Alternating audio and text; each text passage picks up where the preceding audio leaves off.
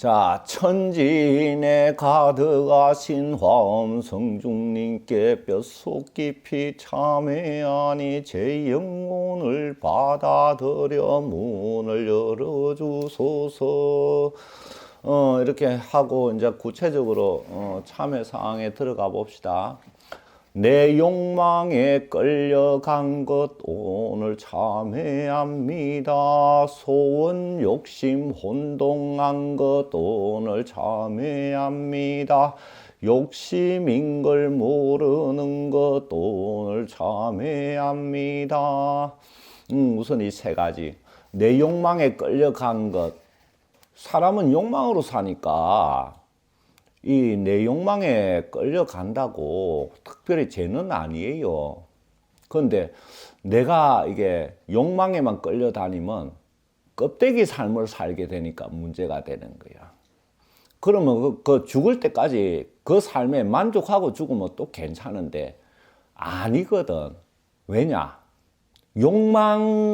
욕망으로 살아가는 부분도 있지만은 또 하나 첨가돼야 돼. 공에서 나온 그 기준으로 살아가는 부분도 같이 곁들여져야지 자기 인생이 나중에 후회되는 부분이 별로 없게 돼.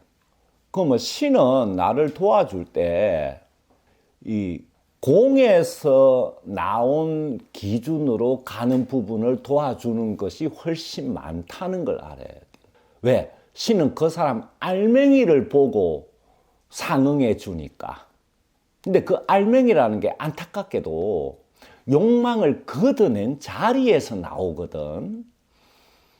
그러니까 땅 위에 아무것도 없어야 그 땅 속의 씨앗에서 사기터가 나오는 거하고 똑같은 거예요.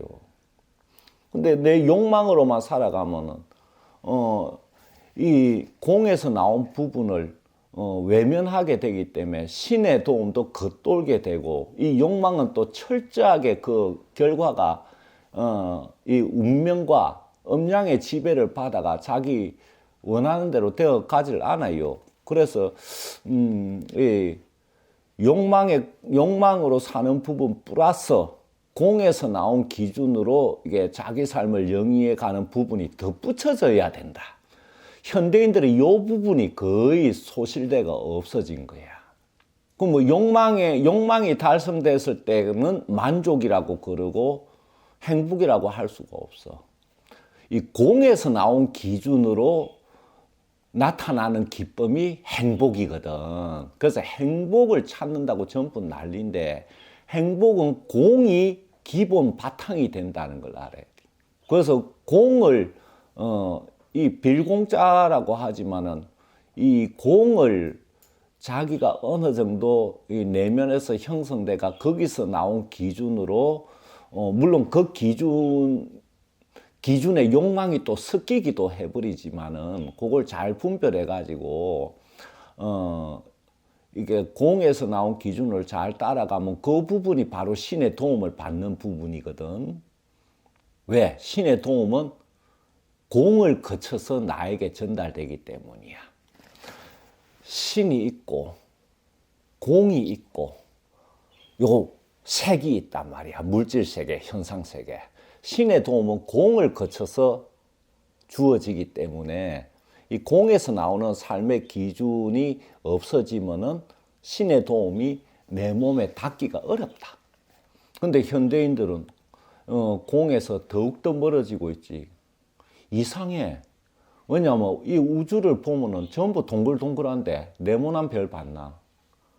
전부 동글동글한데 전부 동글한데 왜 공을 잊어버리지? 전부 동글동글한데 왜 공을 잊어버렸냐? 왜 공을 잊어버렸는지 알려줄게. 왜 그러냐면은 길쭉한 거 찾다 보니까 서양 사람들 얼굴이 길쭉하잖아. 달걀형으로. 그러니까 동글동글한 공을 잊어버리는 거예요.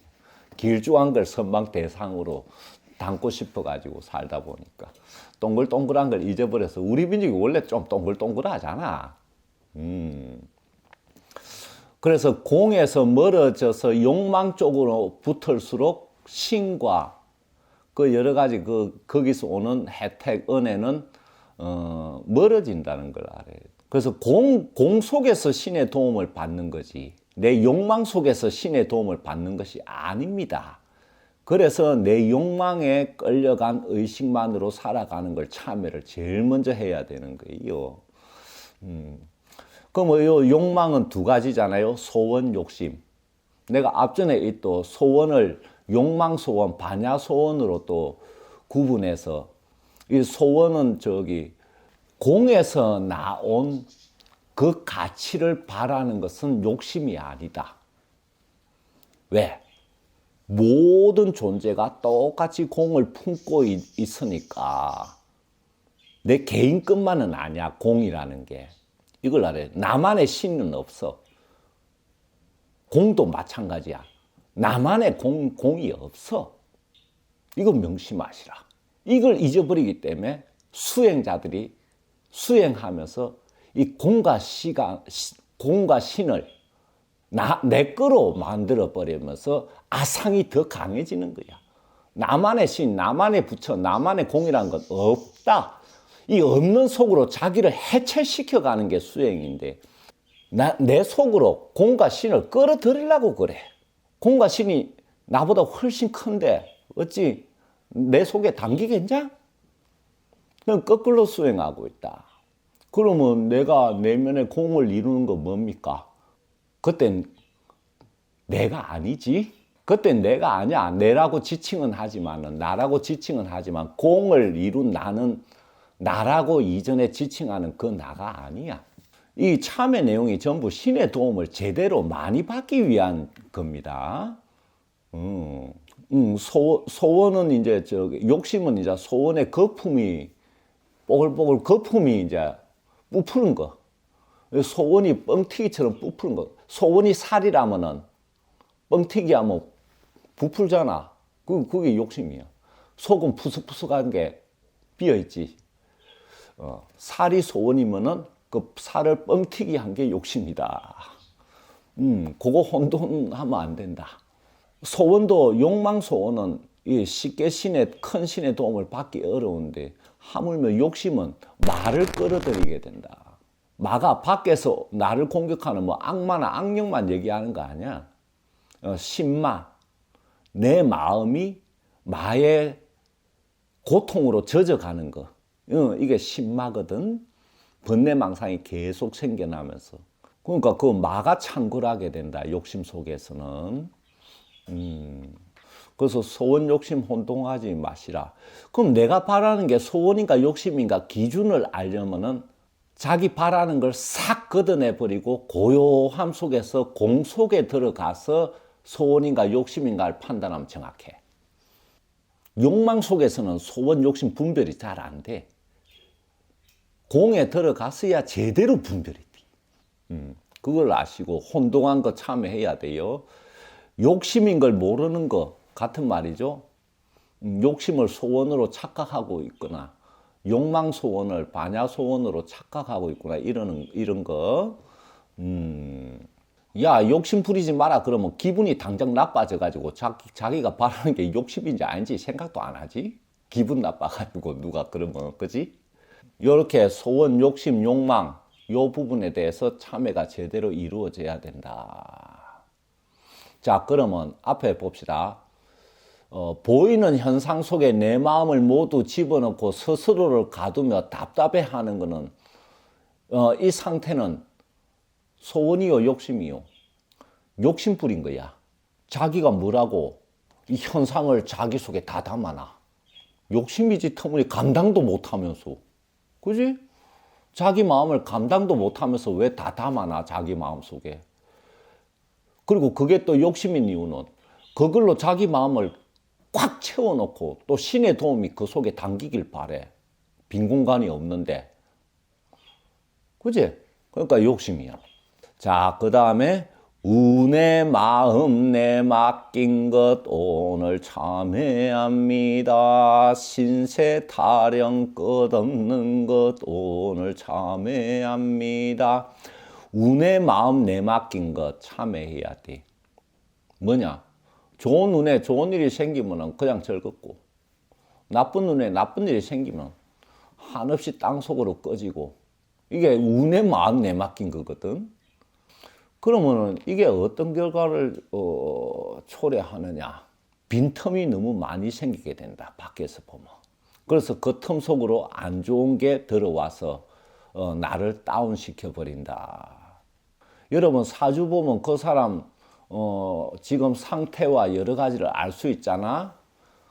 그 뭐냐면 이 마음이란 게 음양 오행이 모여가지고 그 힘이 내 두뇌에 영향을 미쳐가지고 마음으로 생겨나는 거잖아. 그러니까 이 마음의 근원도 보면은 음양 오행의 힘이라. 그래서 운의 마음을 내맡긴다 하면 되는 대로 산다는 거하고 똑같은 거야. 자기를 잃어버리게 되지. 자기를 잃어버리면 뭐 신이 도울 대상이 없게 되지. 신세 타령 끝없는 것. 요새 젊은 사람들도 이런 젊은 사람들이 늘어나고 있어. 뭐가 어쩌고 뭐 1포, 2포, 3포, 4포, 5포 뭐 끝없는 신세 타령이야. 신세 타령을 많이 하면 그런 사람 신이 어떻게 볼까요? 아이고 내 신세야. 그리고 이제 괴로워서 못 견디게 했으니까 절이나 교회 가서 또 절하고 뭐 찬송가 부르고 해. 또 집에 돌아오면 또 신세 타령해. 그 신은 그런 사람 어떻게 볼까요? 신세 타령을 많이 한다는 의미가 뭐냐면 신을 부정한다는 거야. 그리고 법도 부정한다는 의미야. 자기는 그걸 모르지. 그래서 신과 법으로부터 멀어져 버리기 때문에 신의 도움도 멀어진다. 그래서 신세 타령 늘 하고 자기가 이게 처해 있고 살아가는 환경을 늘 이렇게 타령하는 사람은 신이 응하지를 않게 됩니다. 신세 타령한다고 신이 많이 도와주는 거 아닙니다. 불쌍하게 봐가지고 많이 도와주는 거 아닙니다. 그리고 또 신세 타령하는데 또 한 가지 문제가 뭐냐 하면 신세 타령을 계속하다 보면 자기가 세상에서 제일 불쌍한 사람이 돼 있어. 이 세상에 나보다 힘든 사람이 없고 나보다 더 고통스럽게 사는 사람이 없고 극단적인 이기주의자가 돼버려. 그래서 신세 타령을 하면 이게 자기가 세상에서 제일 불쌍한 사람이 돼가지고 이런 사람한테는 이제 마가도 들어온다. 첫 두 가지 현상이 일어나는데 신세 타령 끝없는 사람한테는 내가 도와줄게 하면서 이 틈을 파고 달라붙는 못된 귀신이 달라붙는 일이 생긴다. 한많은 귀신이 붙어 비슷하게. 남을 저주를 많이 하는 사람은 원한이 맺힌 그런 귀신이 붙어. 그래서 거지 귀신이 많이 붙는다. 신세 타령 많이 하면. 그래서 더 안 돼가. 이런 문제가 있고. 또 신세 타령을 하면 가족이 듣잖아. 그 마음을 알고. 그러면 가족이 어떻게 무의식이 형성이 되냐면은 인생에 대해서 여러 가지 자기 미래에 대해서 부정적인 암시를 가지게 된다. 그래서 주변 내가 사랑하는 인연에게 굉장히 악영향을 준다. 어려운 상황 속에서 자식을 잘 키워낸 부모들 보면 아무리 힘들어도 신세 타령하는 거 있나? 없어. 꿋꿋해. 그래서 건물에 화장실 청소, 계단 청소 이렇게 하면서 아들 애 박사 만들어내고 내 회사 다닐 때 봤거든. 아들 셋이 다 박사래. 화장실 청소하는 아주머니 있었어. 아, 유쾌해. 힘든데. 아들이 공부 잘하는 거 힘을 얻어가지고 그렇게 지내는 것도 있겠지만 근본적으로 자기 처지에 대한 타령이 없어. 꿋꿋해. 그러니까 그 부동심을 자식들이 이어받아가 학업을 꾸준히 힘든 경제적 여건 속에서 해나가가 그렇게 되는 거예요. 그래서 인간이 유물로만으로 이게 살아가는 존재가 아니고 유심론, 유신론도 있기 때문에 신세 타령을 하면 이 물질 세계 차원의 자기를 파묻어 버리가 가치 없는 존재로 만들어 버리기 때문에 신이 안 도와준다. 그래서 여기 써놓은 거예요. 이게 별거 아닌 것 같지? 아닙니다. 그래서 아무리 힘들더라도 신세 타령하지 마시라. 아이고야 내 팔자 왜 이렇노. 이거 읽으면 다 신세 타령이야.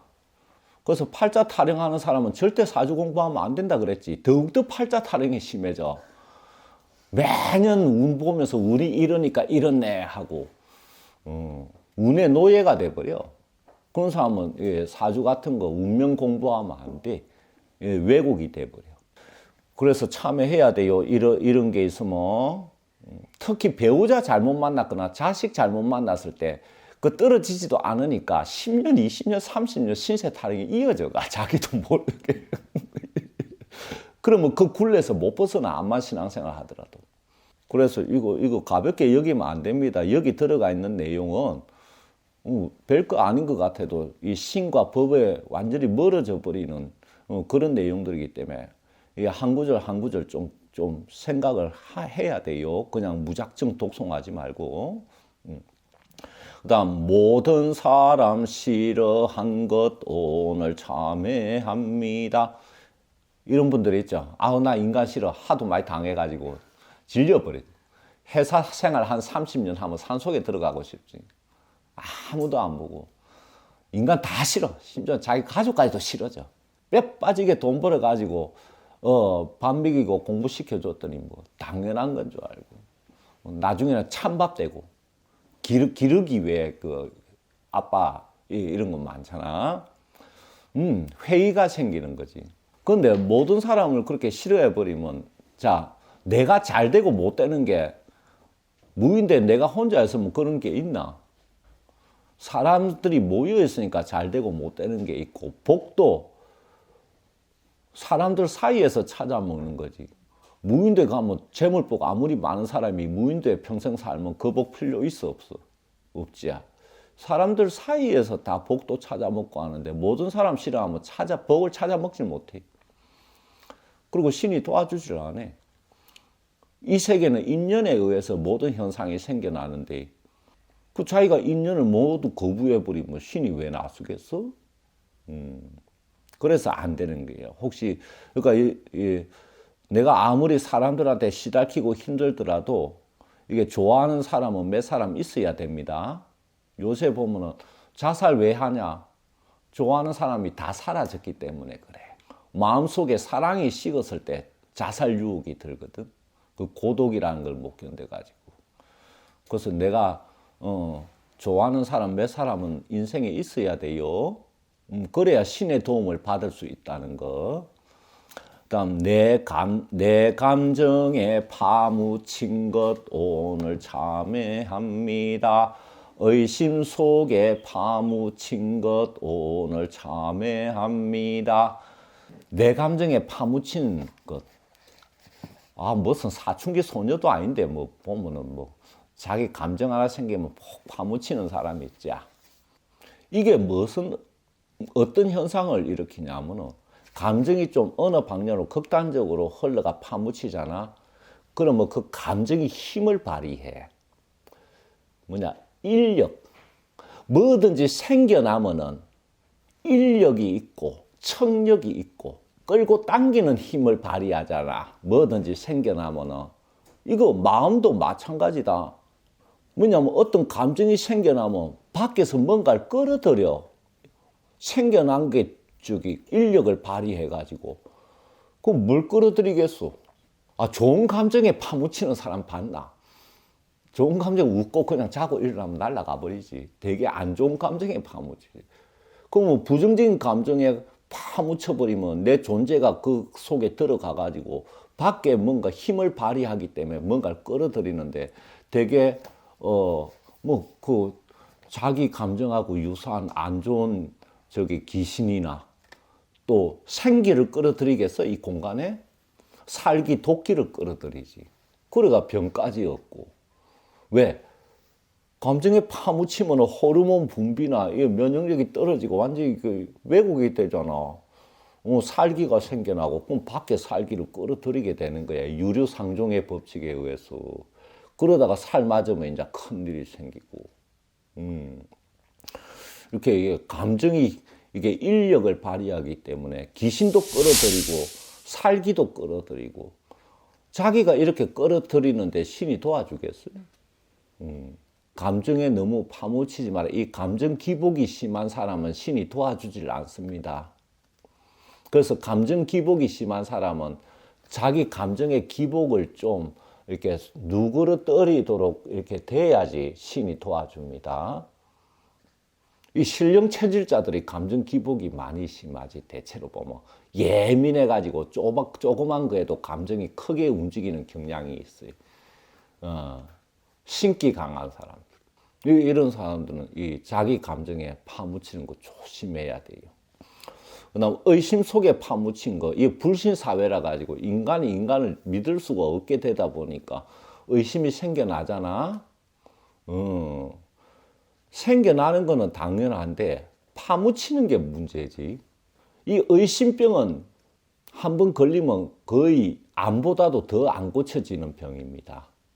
뭐 의부증, 의처증 같은 게 대표적인 거지. 안 고쳐져. 그래서 파묻히기 전에 조심해야 된다. 이 의심이 정신병을 많이 만듭니다. 믿었다가 배신당한 것보다 의심이 심해지는 게 더 악영향 끼칩니다. 그렇다고 무턱대고 믿으라는 얘기는 아닙니다.